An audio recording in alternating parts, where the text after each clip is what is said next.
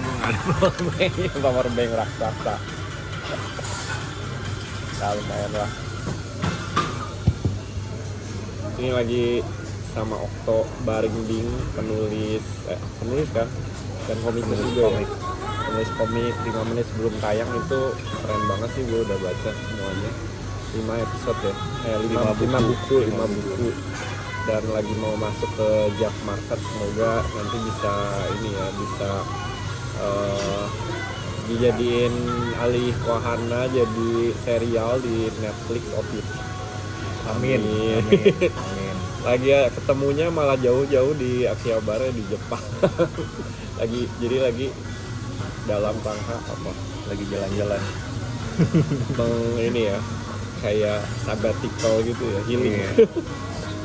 Setelah lagi pengen, awalnya sih pengen Halloween di Shibuya di Jepang kayak seru. Oh, jadi kemarin ke Shibuya. Terus gimana tuh? Menarik. Penuh banget kan? Meskipun katanya nggak dilarang kan, udah ternyata tetap aja, tetap rame. Polisi juga ada banyak yang jagain. Terus kalau lagi berhenti langsung disuruh, maju. Tahun lalu juga kita baru nyampe sih ke itu. Lagi jalan kaki kita dari Shibuya ya? Shibuya ke ini. Gila sih emang kemarin juga gue lihat anak-anak kecil gitu, anak-anak TK didorong sama teacher-teachernya pakai kereta gitu, gerobaknya kayak pakai kostum gitu. Malah ngeliat itu di ini deket hotel gitu kan, jadinya lucu banget, memang dirayakan gitu. Dan Halloween ramai banget sih Halloween. Karena kan udah jadi culture-nya sebenarnya, walaupun bukan dari sini tapi kan mereka kayak Natal gitu juga mereka ngerayain ya, walaupun bukan beragama Kristen gitu, tapi mereka nganggapnya sebagai culture, dan kayaknya semua yang bisa dirayakan ya mereka rayakan. Karena itu kan kesempatan mereka pakai kostum, ada apa gitu, jadi traditionnya itu pertama cosplayer juga pada senang gitu. Semua orang kan ya kesempatan lah, kapan lagi gitu cosplay di tempat publik. Itu kayak, dan orang nggak ngerasa gimana gitu. Udah biasa banget. Dan karena kan kalau lihat dari pop culture ya, di sini udah budaya banget gitu, di mana-mana di stasiun, mau iklan-iklannya tadi juga baru lihat iklan silahkan kasih ke orang tua yang lebih membutuhkan. Gambarnya tuh kan kartunnya tapi Itachi gitu loh, yang Wiso, bukan yang jadi bukan manusia gitu. Udah next level lah. Kalau di Indonesia mungkin masih orang yang dikartunin, yang di sini tuh udah sampai yang hewan atau anthropomorphic tuh udah jadi itu kan kayak iklan mainan masyarakat gitu kan. Dan malasnya kalau di Indonesia udah ada yang pakai AI. Iya betul. Tapi nggak tahu ya, mungkin ini unpopular opinion. Kalau buat gua, dengan adanya itu paling nggak sedikit mengurangi sakit mata lah. Kan kalau kadang-kadang dulu orangnya mungkin yang bikinnya nggak punya kemampuan bikin cute gitu ya, jadi malah malas liatnya. Tapi sekarang ya walaupun AI juga ya sedikitnya lebih cute lah, lebih proper. Kalau pendapat gua masih sama aja mungkin orangnya yang bikin, tapi paling nggak dibantu. Tapi ya sih ya, kalau dari gambar emang jadi lebih baik sih. Iya. Karena ya gitulah, soalnya kan udah pakai AI. Iya ya, daripada yang nggak bisa gambar ya mending ya udahlah yang bisa gambar. Dan gue ke Jepang juga kan buat anime pilgrimage betul. Udah kemana aja? Udah kemana aja setelah Evangelion. Ini tadi ya? Enggak, ini mah beli di Indonesia. Enggak, intinya gue udah ke kota kelahirannya yang bikin Evangelion. Jadi di animenya ada tempatnya, ada setting lokasinya, gue datengin langsung. Jadi udah foto lah. Jadi gue udah bikin perbandingan apa karakternya Shinji lagi duduk di station, nah gue juga duduk di station itu. Itu kayaknya wajib banget sih. Iya, tapi jauh itu ada di bawah, jauh banget Di bawah Tokyo. selatan Jepang, Oh, di Osaka ke bawah lagi. di bawah lagi. Osaka kan masih middle. Jadi kesini hampir 3 minggu tuh. 3 minggu. Sudah puas belum atau masih merasa kurang? Belum sih. Terus apa Hokkaido belum. Iya sih, Okinawa gitu. Okinawa belum. Yang paling kan udah ke selatan tapi paling selatannya juga belum. Hokkaido juga belum. Ini pertama kali keberapa ke Jepang? Ini yang keempat. Tapi ini yang paling heboh sih, karena gue pindah-pindah kota terus. Dan Sampai Kumamoto juga udah didatengin. Kumamoto, temu Kumamon nggak? Enggak. Tapi kan nyari patung-patung One Piece tuh. Oh, ini sudah dapat ketemu. Luffy, Zoro, Chopper, Sanji. Tadinya mau datengin Nami, tapi ternyata paling ribet Nami. Kenapa? Soalnya nggak ada kereta ke sana. Oh, emang beda tempatnya Beda jauh-jauh tempat, gitu? jauh-jauh. Masih naik bus. Kalau bisa kendaraan pribadi sebetulnya. Jadi itu kayaknya juga sengaja buat turism ya. Jadi supaya orang yang sana buat ngedatengin One Piece tuh harus Iya. ngelilingin kan. Penggemar One Piece spesifik sih itu. Wajib ya. Sebetulnya gue bukan penggemar gimana-gimana, cuman ya kayak seru aja nyari-nyarinya. Dan ya jadi bikin iri orang-orang. Ya ini buat penggemar One Piece, karena juga gue baru foto dengan seiyunya One Piece. Ketemu karena dia diundang ke film festival juga yang di Kineko Film Festival, dan ngasih penghargaan sih buat ini karena dia udah sangat 40 tahun deh kalau nggak salah. Besok datang lagi dong. Kayaknya Apa? sih enggak. Kayaknya udah cuma acara pembukaan aja gitu. Terus ya gimana, apa lagi nih yang setelah pilgrimage, apa yang berubah dari, atau ada inspirasi apa nggak yang didapetin setelah udah mau balik lagi kan Senin ya, udah mau balik selama Karena tujuan gue emang jalan-jalan, gue kayak nggak mikirin itu sih. healing aja ya. Iya. Dan gue kan juga suka hiking, makanya gue udah datengin sejauh ini udah 3 gunung kayak yang gue naikin tadi. Oh, Fuji naikin. Fuji udah 2018 udah. Oh, ini beda lagi. Ini cuman gunung-gunung pendek-pendek aja, Oh, yang naik 1,5 jam nyampe tuh. Kayak gitu-gitu. sendiri. Itu modal Google Maps aja udah gimana caranya ke sana. Terus Terus Google Maps-nya nyasarin. Akhirnya gue nanya orang lokal, nunjukin aja, kono go tuh. Oh, apalagi di bawah kagak ada yang bisa bahasa Inggris, susah. ya iya lah. Gue juga nggak bisa bahasa Jepang, jadi ya gitu lah. Bahasa Jepang anime itu juga, ya lo nonton anime mungkin masih ngerti lah. Kalau lo mau ngomongin apa pasti bingung ntar. Iya. Tapi ya pakai translator kan, Google Translate juga udah gampang. Oh iya, waktu itu gua Korean Translate, gue cuma nunjukin doang. Gue mau kesini. Kasih tahu ya. Iya. Susah tapi. Terus kalau ceritanya ini gimana? Dari 5 menit sebelum tayang deh, kalau nggak ceritain. Pengen tahu soalnya kan ceritanya itu lu dari Karena gue pernah kerja di TV. Karena kerja di TV kan, jadi bisa punya. Soalnya menurut gua itu beda ya kalau dari komik Indonesia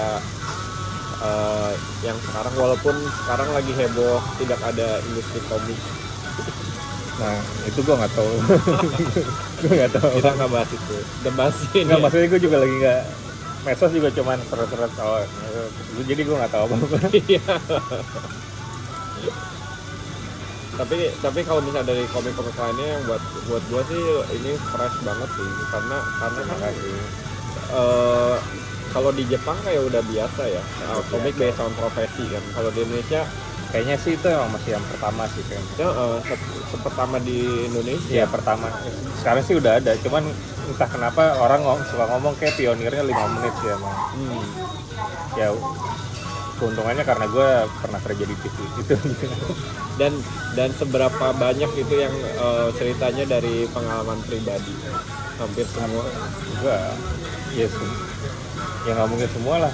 Gue cuman ngambil TV tuh gini ya gue pelintir aja semuanya. Oke. Mau dibilang apa, sebenarnya nggak pernah 5 menit itu nggak pernah. Jadi sebenarnya semenit pernah malah. Nggak, maksudnya malah bisa lebih cepat lagi. Jadi malah tapi jadi kayak gue lagi ngedit, tayang, masih ngedit, masih tayang. Itu pernah juga. Oh, itu susah sih dijelasin di komiknya. Iya. Tapi memang serasi. Cuman kan kalau mau dibikin judul lebih seru 5 menit. Tapi itu benar-benar langka banget. Sedangkan kalau di komik kan kayak gue bikin kayak hampir mau tayang kayak kejar-kejaran mulu, padahal kagak sih. Ada kejar-kejaran tapi nggak sesering itu. Ya lo nonton drama juga tuh kalau perhatiin paling ini dilebih-lebihin semua kayak gitulah. Yang kan memang itu yang dicari kan, itu kalau memang salah satu buat bikin cerita harus stake-nya, resikonya harus tinggi kan. Semakin tinggi resikonya makin menarik gitu, karena ada survival, ada struggle di situ. Dan yang gue pikir yang menarik dari cerita lu adalah ya karena hampir semua tuh ada stake-nya. Mulai dari awal tuh udah ada stake-nya kan, dari si karakter yang cewek itu, kalau dia misalnya nggak mungkin lolos kan jadi host itu, dan udah ada fan service-nya juga. Yang gue pikir menarik banget, bener-bener ngambil belajar dari manga yang punya fan service itu dapat banget sih. Ada yang pakai kebaya gitu kan. Nah tapi Gen Z kayaknya nggak ngerti deh, soalnya itu zaman kita deh itu. Iya. Host kayak gitu zaman udah lama udah nggak ada itu sekarang. Tapi kalau orang ya tergantung, mungkin kalau generasi kita ngerti juga sih. Iya, generasi kita ngerti. Cuman kalau yang sekarang baru baca kayaknya nggak tahu kalau dulu tuh ada program seperti itu. Oh iya. Di TV malam-malam. Sekarang sih di TikTok sih semuanya kayak gitu. Oh, iya. Masih relate lah, cuma beda tempatnya aja. Iya benar-benar. Gitu. Terus sampai sejauh mana sih si 5 menit itu, gimana Pak waktu ngerjain? Sejauh mananya tuh maksudnya? Ya kan ya nanti kita bahas lah awal kayak akhirnya terbitin di ini ya. Awalnya kan di Mako. Habis itu kan Makonya tutup. Pindah ke Komiko juga pindah ke Cosmic dulu. Itu sebenarnya satu inilah. Cosmicnya tutup. Pindah ke Komikonya tutup. Pindah ke Koloni akhirnya. Sebenarnya bisa Mako terus terbit di Cosmic diterbitin MNC terus sama Komiko, habis itu sama Koloni, jadi 5 komik 5 menit, 5 buku, 5 penerbit. 5 komik, 5 buku, 5 penerbit yang berbeda-beda. Iya. Tapi akhirnya disatuin kan, jadi yang penting akhirnya terbit sampai tamat, itu yang paling penting. Berarti memang sepertinya benar industri komik di Indonesia bukan tidak ada sih, ada tapi jatuh bangun lah, bangkit dan ya terus bangkit lagi kan. Ya, intinya mesti punya passion. Iya, passion dan duit yang cukup untuk survive.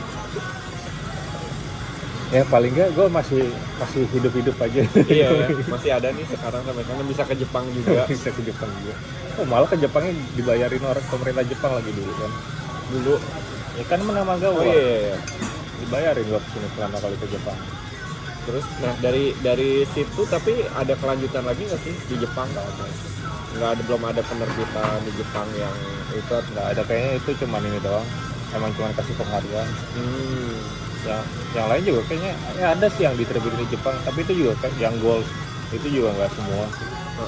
Nah gue kan silver, itu yang gold yang ada yang diterbitin Jepang, tapi itu juga cuma 1 buku. Jadi ya buat penerbit Jepang juga kayaknya nggak terlalu beresiko juga kan nerbit 1 buku ya. Iya. Nggak yang serial atau gimana. Ya harapannya sih memang nggak tahu ya, karena sekarang mungkin lebih banyak pembaca di webtoon ya dibandingkan yang fisik kan. Iya, makanya gue juga udah mulai bikin webtoon sekarang. Webtoon gimana tuh ininya, menurut lu masa depannya, apakah bisa hidup dari webtoon? Malah katanya webtoon juga udah mulai turun katanya, ya gue nggak ngerti juga. Jadi ya balik lagi sih, kalau lo emang masih passion bikin ya bikin. Lo berusaha kabur balik lagi, lo berusaha kabur kerja di TV karena nggak ada kerjaan komik, malah ngasih inspirasi gue bikin komik. Iya. Nah ini kan ya gue nggak tahu ya, gue balik dari Jepang tahu ada yang bisa gue jadiin komik atau webtoon. Iya nggak tahu juga. Kalau kan gue kerja di TV nggak ada pikiran jadiin komik. Kalau dari yang webtoon sekarang apa aja yang lo kerjain? Yang baru tamat season 1-nya kemarin Leak. Nah ini masih nunggu mau lanjut up season 2-nya atau gimana, masih nunggu. Dari situ tapi bisa hidup kan? Hidup dari ini lagi hidup kok, masih hidup. Ya maksudnya kan bisa buat jalan-jalan ke Jepang. Ini Iya. dari Tapi dari emang ada kerjaan lain juga sih, nggak gitu doang. Ya buat nambah-nambah lah ya. Ya. Seberapa? Mungkin kalau mau yang pure dari bikin komik lebih baik cari yang luar sih. Sekarang kan udah banyak yang bikin webtoon di luar juga, bikin komik di luar. Dan maksudnya itu ngerjain buat orang lain atau emang karya kita dijual publish ke luar? Ada yang publish di luar, ada kok teman gue juga yang udah terbit di webtoon US. Kalau yang lain cuma di Indonesia aja? Masih Indonesia. Ya kan itu karena gue bikinnya sama Reon, jadi tergantung Reonnya juga sih. Tapi IP-nya itu punya siapa? Punya Reon. Punya Reon ya. Nah kepikiran buat bikin IP sendiri nggak? Iya. Ini ada teman gue habis ngobrol sama kreator Desa Timun, tiba-tiba ayo bikin IP. Ya tadi udah ada obrolan di awal, terus langsung nanya kan gimana ceritanya Desa Timun. Jadi sekarang ya ceritain lah. Jadi ya gue bikin Desa Timun kan ya sebenarnya idenya udah ada dari 2014 sih dulu. Waktu gue kan sempat jadi guru TK, terus dapat ide tuh ada anak namanya Cila sama Cili itu murid. Jadinya gue coba jadiin karakter Kancil. Terus di siapa nih karakter Kancil, jadi akhirnya gue kembangin dari si cerita si Kancil yang dulu kan. Cuma Kancil kan dulu mencuri timun, habis itu apa nih nextnya, terus dia sudah tidak mencuri timun lagi, terus dia kuliah, akhirnya dia bekerja, terus dia kembali ke desanya,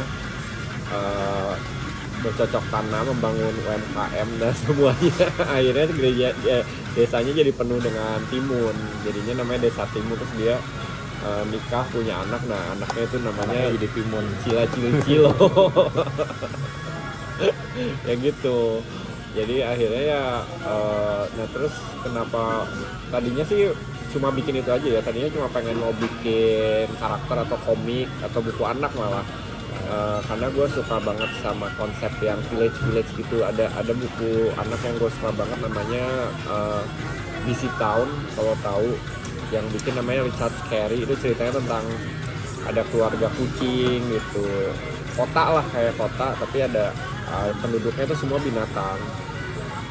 Nah pengen bikin kayak gitu, terus tapi karakternya Kancil, tadinya masih berwarna. Di sisi lain untuk juga lihat anime ini, kartun Peppa Pig itu kan dulu anak gue suka banget waktu lagi kecil. Begitu lihat itu kan dia kayak wayang ya, cuma flat bolak-balik gitu, terus lucu banget kan ceritanya. ini kenapa nggak ada wayang kayak gini. Dan emang gue dari kecil juga udah suka wayang, waktu kuliah juga kan banyak bikin tugas-tugas tuh pakai wayang kan, bikin yang ilustrasi eksperimental ya kalau nggak salah dulu, suruh bikin pertunjukan boneka, ya akhirnya kita bikinnya wayang. Nah jadi itu jadi ada dua hal yang berbeda tadinya. Nah tadinya gue mau bikin wayang yang lucu itu masih belum lah gitu, belum nyampe ke situ, sampai akhirnya gue mutusin buat masuk ke dunia industri animasi karena di encourage lah sama istri gue gitu, gimana coba masuk ke industri animasi, cobain karena lu kan suka sama Pixar gitu. Akhirnya gue coba sih masuk Pixar, tapi ternyata nggak lolos, nggak dapet. Dan akhirnya ke Malaysia dulu, dan di Malaysia gue jadi storyboard artist karena ngerasa memang kalau ke animasi yang gue bisa di situ, soalnya kan rasanya kayak udah berubah haluan jauh banget. Kalau masuk animasi harusnya dari dulu kan, tapi kan gue ngambil jalurnya ilustrasi komik gitu kan. Tapi ternyata setelah nyadarin begitu nyampe di storyboard, gue juga suka gitu kalau bikin storyboard, karena bikin kayak komik tapi nggak seberat komik. Gambarnya nggak harus perfect komik, tapi storytellingnya ada, dan menurut gua si rewardnya lebih instan karena langsung begitu lihat di play itu kita udah langsung bagus. Komik sih iya juga sih, tapi kan nggak tahu sih, kalau buat gua ketahanan gua untuk bikin komik kayaknya lebih rendah dibanding lu kayaknya. Nah jadinya akhirnya gue nemuin kalau gue suka banget sih bikin storyboard yang untuk animasi ya. Dan memang banyak sih yang harus dipelajarin, kayak bikin timing, harus ada timingnya kan. Itu kan ada skill editing juga. Kayaknya lu juga udah punya sih skill itu. Mungkin bisa dicoba jadi storyboard artist dulu. Nah terus kirain jadi editor malah. Enggak, storyboard artist. Jadi itu kan storyboard artist itu perlu skill directing kan. Skill menulis juga. Skill buat bercerita secara visual, gimana untuk nampilin adegannya yang terbaik supaya yang pesan yang kita sampaikan bukan cuma jelas tapi nyampe emosinya. Kadang-kadang yang kelemahannya storyboard animasi di Indonesia itu hanya menerjemahkan dari skrip ke gambar tuh mentah-mentah gitu, nggak sambil dipikirin opsi lain, angle lainnya itu. Kadang kan emosinya itu juga berpengaruh ya, gambar yang kita pilih, komposisinya, pengambilan sudutnya itu berpengaruh sama emosinya juga. Jadi kadang-kadang kalau misalnya nggak dipikirin dengan baik-baik, cuma ya udah cuma satu opsi aja, kita tidak memikirkan opsi lain, jatuhnya mungkin rasanya flat atau datar gitu. Jadi ya gue belajar banyak di situ, dan setelah itu kan gue dapat kerja lagi di Shanghai di Cina. Kebetulan pasti sana proyeknya adalah bikin animasi yang flat, yang kayak Peppa Pig. Jadi wah ini pas banget. Dari situ gue banyak belajar buat untuk storyboardnya, dan dapat kesempatan buat nulis juga karena di sana bahasa apa nulisnya? nulis skrip episode. Bahasa apa? Bahasa Inggris. Jadi waktu itu kebetulan si head of story-nya kan orang Malaysia gitu. Mereka nulisnya pakai bahasa Inggris dulu. Soalnya mereka juga ada kerja sama dengan Spanyol gitulah. Dan sutradaranya waktu itu bisa bahasa Inggris. Jadinya kita nulis pakai bahasa Inggris gitu. Gue mengajukan diri, gue mau nulis dong, buat ini boleh nggak gitu. Ternyata boleh, dan akhirnya diajarin kan. Jadi gue juga jadi sebenarnya waktu di sana gue udah tahu nih, gue pengen satu hari bikin satu IP sendiri, tapi gimana caranya. Nah banyak hal kan yang kayak masih checklistnya masih belum dipenuhi. Nah storyboard kan udah, tapi kan nulis gue masih belum. Nah disitulah gue coba belajar, dan akhirnya dapet tuh ilmunya buat nulis skrip. Terus ya belajar lah yang selanjutnya animasi dan lain-lain, walaupun nggak terlalu paham ya. maksudnya ya sambil cari tahu lah secara keseluruhan. Juga banyak baca buku sih, tapi yang akhirnya bikin gua bikin si short film Desa Timun ini itu karena tadinya gue masih berencana mau ke Amerika. Jadi gue sempat ke Amerika ikut namanya CTN Creative Talent Network, itu kayak expo animasi yang cukup besar lah. Gue tadinya tujuannya mau cari kerja di situ, mau daftar. Sebenarnya udah ada interview dari Netflix dari mana gitu, dan mereka ya cukup suka lah dengan portfolio gue. Cuma begitu sampai sana kayak mentok gitu, kayak kan ya kita lagi nggak bisa nih buat kalau orang luar gitu jadi harus ada sponsor, work visanya susah banget. Jadi akhirnya Amerika ya. Akhirnya nggak bisa kan gitu, kayak udah wah putus asa lah gitu. Padahal itu expo-nya 5 hari, itu di hari ketiga udah aduh ini udah lemes, tidak ada harapan. Tapi untungnya besoknya sempat ketemu dengan salah satu art hero gua, Dai Susumi namanya. Dia dari Onco House, pernah kerja di Pixar, dan dia kasih encouragement. Terus gua dikasih saran buat bikin film pendek sih kalau buat mau jadi portfolio yang bisa jalur lain lah. Lu punya ada jalur prestasi lah gitu. Kalau udah punya karya sendiri yang udah bisa masuk festival, punya award, itu akan jadi pertimbangan yang beda. Nah dari situlah gue mulai berpikir, oh ya gue harus bikin satu karya sendiri yang gue masukin festival. Jadi akhirnya gue mulai memutuskan untuk bikin itu, cari belajar lagi. Nah tapi balik lagi ke apa ya, skillnya gue kan, gue skillnya storyboard ya, bikin komik. Nggak ada skill animasi, ada bisa dikit-dikit, cuma untuk ngerjain animasi sampai full itu kayaknya nggak mungkin bisa. Frame by frame lah ya. Belum lagi waktu kita di kuliah yang selalu kita ingat adalah animasi itu bisa macam-macam. Itu shout out buat bapak dosen tercinta Bapak Hafiz yang waktu kita lagi kuliah lebih banyak kasih tonton ya gitu. Memang agak kurang untuk waktu zaman kita agak kurang untuk prinsip-prinsip animasi, untuk teknisnya, tapi lebih banyak untuk ya kalian tuh harus lebih kreatif gitu kalau bikin animasi. Dan akhirnya gue juga ngerasa kalau mau ngejar kayak bikin yang kayak Disney, kayak Pixar, kita tuh animasi udah ketinggalan jauh banget. Jadi harus bisa bikin sesuatu yang berbeda, yang balik ke root kita. Makanya akhirnya gue ingat lagi sih tentang wayang yang lucu itu, ya akhirnya gue coba bikin wayang yang digabungin sama animasi. Jadi itulah dasarnya tuh dari situ kan. Jadi akhirnya bikinlah animasi wayang dari berdasarkan pengalaman nulis, pengalaman bikin storyboard. Akhirnya jadilah short film Desa Timun yang begitu dipublish ke, tadinya gue masukin ke Annecy Film Festival. Annecy Film Festival Itu di mana? di Prancis. Ya di submit aja online, tapi nggak masuk karena mungkin ya saingannya berat, dan gue kan nggak pure animasi ya. Tapi ternyata jalannya beda. Setelah akhirnya gue masukin ke bukan festival, dirilis ke Instagram buat Indonesia, reaksinya positif banget karena kayaknya udah orang Indonesia kan satu itu budayanya udah dekat banget ya wayang, jadi udah dicari-cari lah gitu wayang yang berbeda, wayang yang cute gitu, yang bisa diterima generasi sekarang. betul juga. Karena sampai sekarang yang ada paling enggak wayang yang bentuk di animasi, bukan animasi yang dari wayang gitu.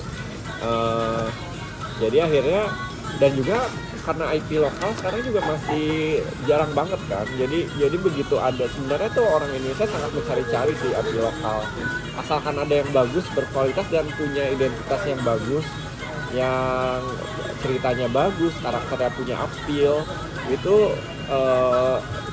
gue yakin pasti demand-nya ada. Saking kita kayaknya sangat apa ya, kayak udah capek lah gitu dari di ininya impor terus gitu. apalagi ya kalau yang udah biasa ngerjain buat luar, buat bikin IP sendiri kan kadang suka gimana gitu. Iya, tapi ya gitu sih kalau gue sih mikirnya perlu ya orang-orang ini bikin apa IP sendiri gitu. Dan memang kalau perjalanannya memang panjang ya. Gue emang bersyukur timingnya waktu itu pas, karena begitu pas rilis itu kan ada namanya gue dikontak sama mungkin adik kelas dulu Yogo, kenal Yogo angkatan di bawah kayaknya. Terus dia emang kerja di Kemendikbud, jadi terus di kontak katanya Pak direktur perfilman pengen ngobrol. Akhirnya Zoom lah waktu itu, ketemuan ngobrol-ngobrol, dan ternyata mereka lagi menyiapkan kanal budaya namanya Indonesia TV, jadi channel dari pemerintah buat budaya gitu, dan lagi nyari buat konten anak gitu. Jadi pas banget karena yang gue bikin juga konten anak dan ada unsur budayanya banget. Jadi akhirnya dapat funding buat bikin serialnya. Jadi akhirnya gue di situ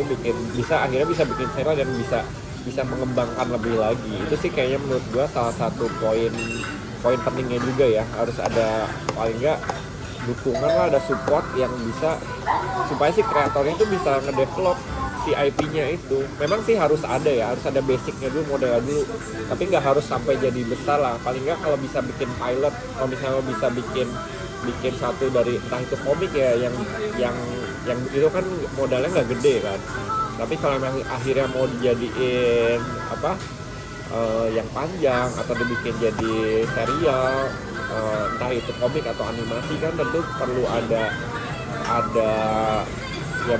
modal yang harus bisa hidup gitu. Nah, jadi yang bersyukurnya waktu itu dapat support dan ini bisa sampai sekarang. Nah, tapi juga gue masih tetap aktif masukin ke yang festival itu sih. Festival film tuh emang setiap tahun ya gue cari itu di website namanya filmfreeway.com. Gue masukin Film Freeway. Jadi banyak sekali festival yang open submission buat film pendek. Nah, kalau gue sih fokusnya ke film anak ya, karena kan nggak pure animasi gitu. Ini waktu itu masuk ke FFI, film animasi pendek terbaik, memang ya masuk nominasi aja, nggak kepilih ya karena salah satunya karena nggak pure animasi gitu, karena pakai wayang beneran kan. Sambil lihat nih, soalnya kan gue bikin pakai ini dibawa kemana-mana ya.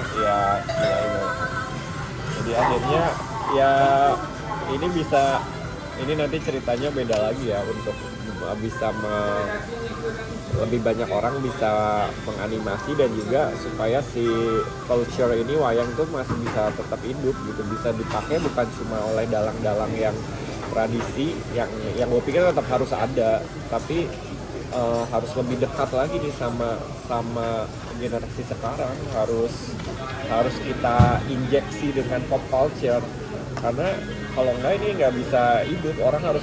Kalau orang mau cari wayang kan sekarang harus ke museum dulu, harus ke Jawa gitu. Sedangkan kalau misalnya kita mau hidup kayak di Jepang, itu harus ada unsur cuteness-nya, punya appeal buat anak-anak, dan merchandise-nya banyak gitu supaya mereka bisa bawa pulang, bisa miliki, bisa dimainin gitu. Nah, jadi intinya sih kalau buat IP ya, misalnya gue buat bikin IP ya mulai start small aja dulu, tapi punya dream big juga, tapi mulainya step by step.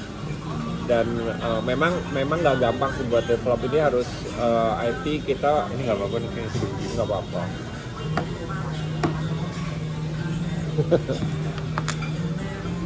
Ya lanjut. Ya jadi ya gue juga lagi nulis buku sih sebenarnya. Nulis buku ini 12 prinsip Aniwayang. Ini tujuannya supaya paling nggak orang bisa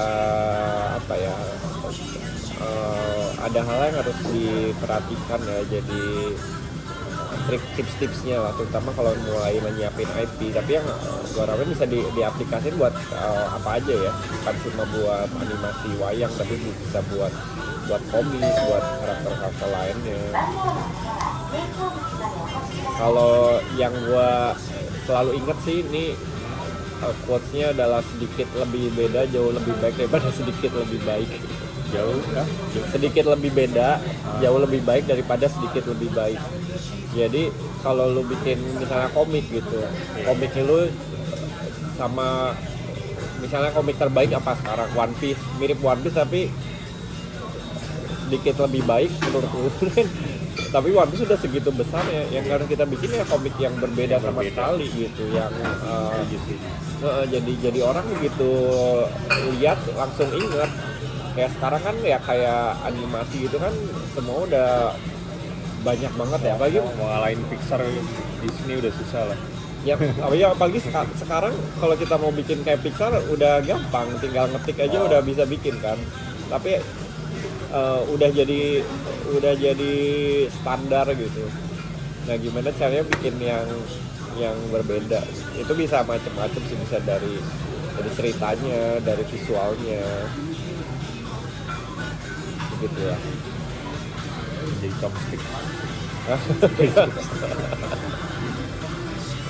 Ya tapi ya memang perjalanannya panjang kalau bikin IP tuh kayak ngurus anak sih. Soalnya harus kita tumbuhin, kita besarin, kita kasih makan, harus kita kenalin, kita kasih teman, kenalin ke orang-orang. Kayak misalnya ini kan juga harus dibawa ya. Kemarin baru dari tahun ini sih sempat kita diundang ke 3 festival film yang kita bisa datengin ke India, terus kemarin Turki, sekarang di Jepang. Di Jepang tuh kita udah ketiga kalinya. Nah tapi ya enaknya sih untungnya sekarang ya kita benar-benar butuh support dari pemerintah juga sih kayak gitu ya, karena nggak mungkin lah, kecuali ada investor, ada orang punya duit banyak banget, udah nih gua biayain lu buat lu bikin IP, itu juga bisa. Tapi paling nggak sekarang ya amin lah, semoga ada yang tergerak hatinya untuk menghidupkan industri komik Indonesia. Memang dulu ada ya, cuma kayaknya strateginya aja ya yang kurang pas kali yang dulu ya adalah yang langsung boleh dapat kerja dapat MacBook gitu. Terus terus tapi ya untungnya sekarang ya kalau kayak gini ya, ini kan sekarang kita bisa gue bisa ke Jepang, ke Turki, itu ya untungnya ada support juga sih dari pemerintah. Ada sekarang kan ada namanya Dana Indonesia. Nah itu kalau mau ada interaksi budaya ke luar negeri itu bisa dapat dukungan, bisa dapat tiketnya, itu di support, tiket PP, ada uang harian juga, dan di sana ada juga macam-macam, bukan cuma itu buat ngedevelop satu produk budaya sendiri juga bisa. Ya gue sih harapannya itu dari kreator juga bisa punya knowledge juga ya untuk hal-hal kayak gitu. Jadi harus ada akses dan ada informasi juga supaya bisa berkarya lebih banyak. Sekarang sih kalau animasi udah mulai ada ya untuk kalau bikin jadi bisa disupport. Memang sih harus bersaing dengan proposalnya juga sih ya. Tapi kalau misalnya komik, nah ini gue masih belum tahu nih ada nggak. Tapi ya kalau menurut gue sekarang juga gue juga lagi belajar, itu lagi mau develop satu IP lagi belajar untuk do research dulu. Jadi mau bikin FGD, mau bikin FGD tuh bukan forum grafika digital. Gue keren forum graphic design. Bukan forum graphic design, fokus group discussion maksudnya. Jadi ada mengundang beberapa orang terus jadi diskusi dulu, jadi kayak ngetes dulu ya, ini kalau IP kayak gini, visualnya kayak gini tuh menarik gak sih, targetnya kira-kira siapa, orang mau baca nggak, mau beli atau enggak. Itu gue lagi belajar juga. Kalau ini kan tanpa ini ya, berdasarkan intuisi aja. Untungnya berhasil. Nah, sekarang lagi bikin satu lagi yang berbeda, kemarin juga dapat masukan yaitu lebih baik bikin kayak gitu dulu. Jadi itu akan jauh lebih baik ya dibanding sekarang kayaknya banyak kreator ya udah langsung semangat aja bikin beres, udah keluar effort sebesar mungkin, modal sebesar mungkin, ya tiba-tiba nggak laku gitu.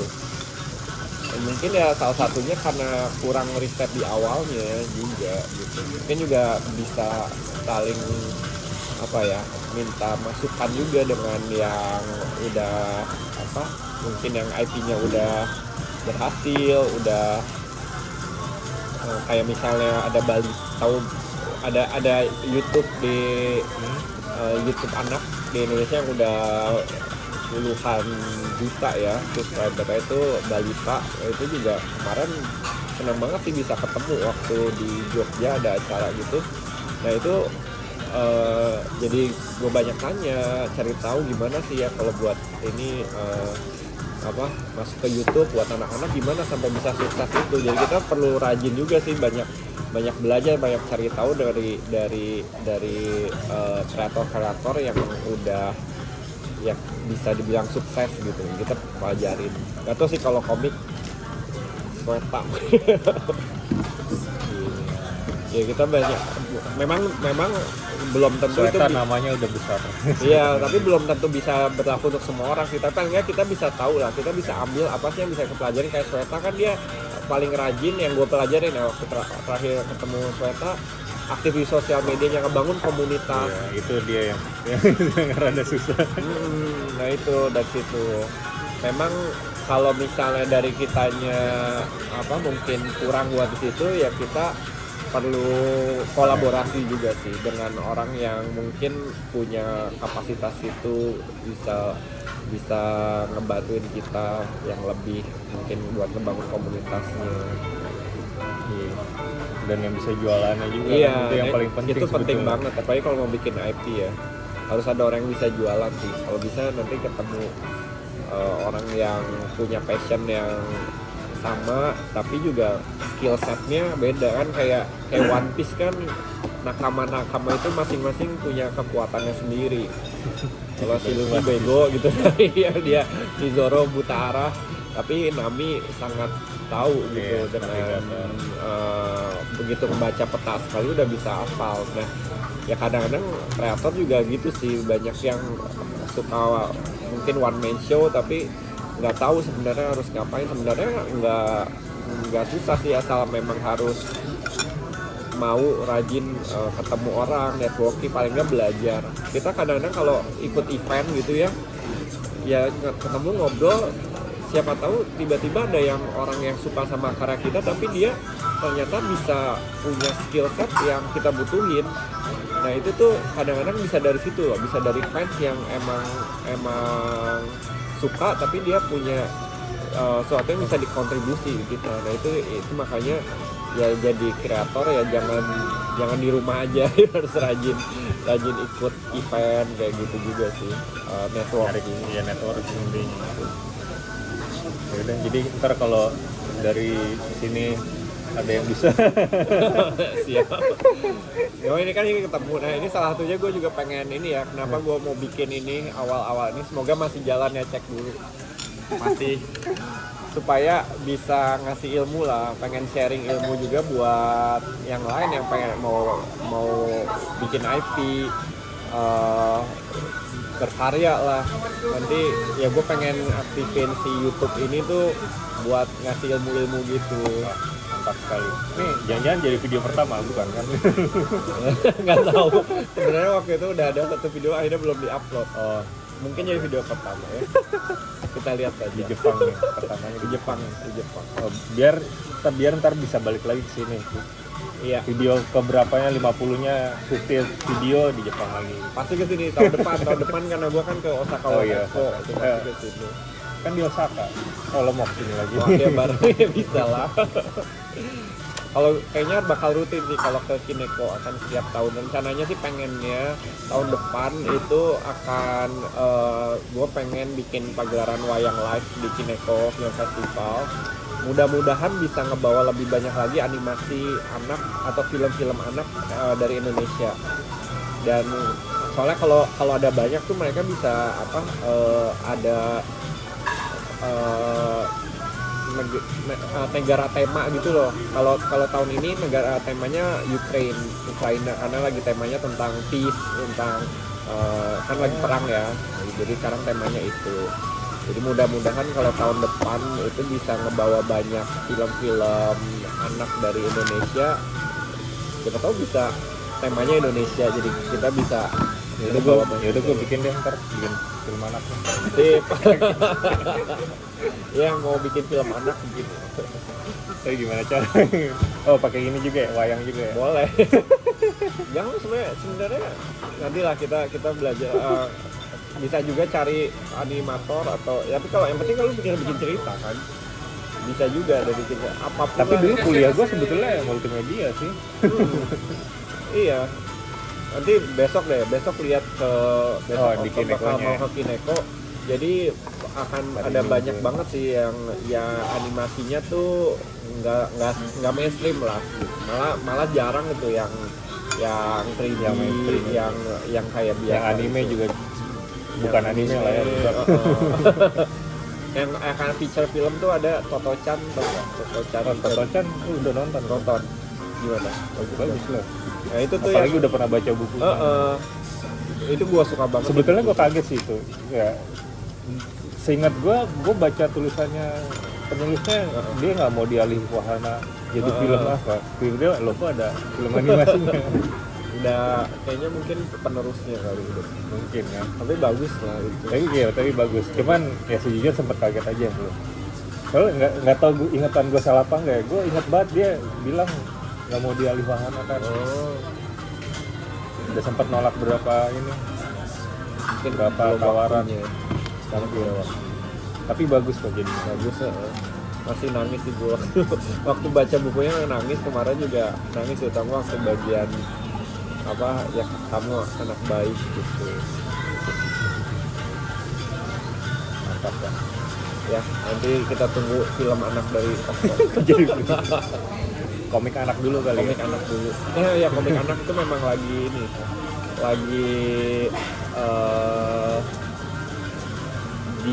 berusaha dibangkitin juga. Kan juga masih belum banyak ya komik anak lagi di Indonesia. Jadi karena kayak pesta komik kan, Peskom itu juga ada kategori khusus kan, komik anak. Nah itu jadi satu peluang juga tuh sebenarnya. Kalau misalnya komiknya dewasa itu komik bukan dewasa juga ya, bukan komik dewasa, tapi komik untuk yang remaja ke atas itu belum banyak orang yang mau spend uang untuk beli. Kalau anak itu tuh sesuatu yang berbeda, karena orang tua biasanya kalau ngeliat ini produk bagus nih buat anak, ini pasti akan rela untuk keluarin duit. Jadi targetnya sebenarnya adalah ke orang tuanya gitu. Jadi ini salah satu tips aja ya. Dan karena komik anak juga masih jarang gitu, masih belum, itu masih blue ocean, jadi masih kesempatan yang terbuka lah untuk kita bikin. Jadi saat ini juga kan ada komiknya juga, kita jadi akan meramaikan lah komiknya yang bikin sendiri yang bikin. Ya tapi aku lebih ke ceritanya. Jadi kalau Desa Timun enaknya karena udah ada asetnya, jadi kita bisa ganti-ganti, walaupun tetap aja walaupun udah pakai aset ya, beda sih, harus ada storyboardnya juga, tetap ada touchnya yang kadang-kadang kayak micro expression gitu ya.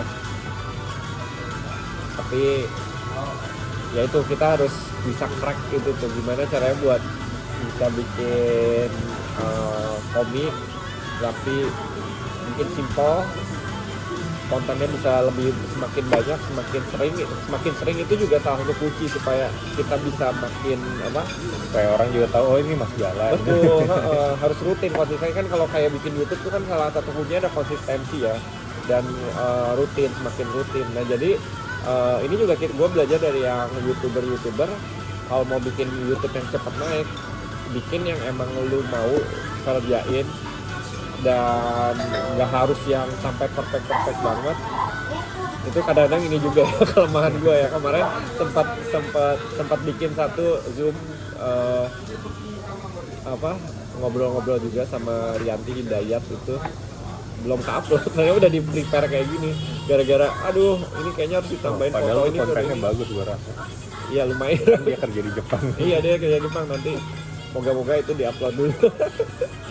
kayak pengen tambahin screenshot ini cuma nggak ada waktu buat ngeditnya. Ya udahlah, langsung aja deh, upload aja nanti. Ini langsung di-upload. Semoga biar nggak ketunda, itu kayak penyakitnya kayak gitu.